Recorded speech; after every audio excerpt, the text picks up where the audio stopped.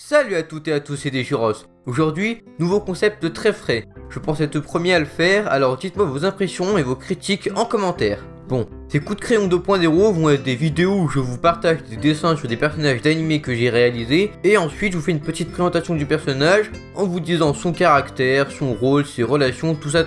Et lorsque j'aurai le matos pour me filmer, je vous montrerai la partie speed draw. Sinon, je ne vais pas vous faire perdre plus de temps. Aujourd'hui, je lance la série des coups de crayon 2.0 avec Sakaki Yumiko de la Grisaya. Donc, aujourd'hui, pour ce coup de crayon 2.0, j'ai choisi un personnage qui vient évidemment d'un de mes animés préférés. Et on va parler d'un personnage qui nous semble des plus froids dès la première rencontre avec le héros Kazami Yuji. Elle va le regarder d'un mauvais œil en premier, allant jusqu'à vouloir le tuer. Elle va le côtoyer pendant quelques scènes jusqu'à qu'on découvre enfin son passé. Elle apprend à vivre avec le protagoniste et devient plus ouverte avec lui et le spectateur. Dans le Eden de la Grisaya, on clarifie juste un peu sa relation avec Yuji.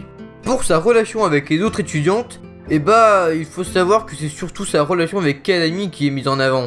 En même temps, c'est le personnage principal, et dans toutes les histoires, c'est les secondaires qui servent à développer l'histoire du héros. Mais il n'y a pas de relation entre elle et les autres, comme Sachi et Michiru par exemple. Pour en revenir sur son passé, il est assez tragique, comme tout le monde en fait. Mais il marche, il est très touchant, et il nous donne envie de pardonner ses tentatives de meurtre envers le héros. Ce qui n'est pas rien quand même. Voilà, c'est tout pour ce premier épisode de cette nouvelle série, les coups de crayon 2.0. Faites-moi part de votre avis en commentaire, c'est super important, c'est un concept tout nouveau pour moi. C'est le premier épisode, il y aura certainement des défauts, mais je compte sur vous pour me les annoncer en commentaire. Je vous demande aussi s'il vaut mieux que je spoil ou pas, histoire de faire juste une présentation ou alors vraiment un dossier sur un personnage.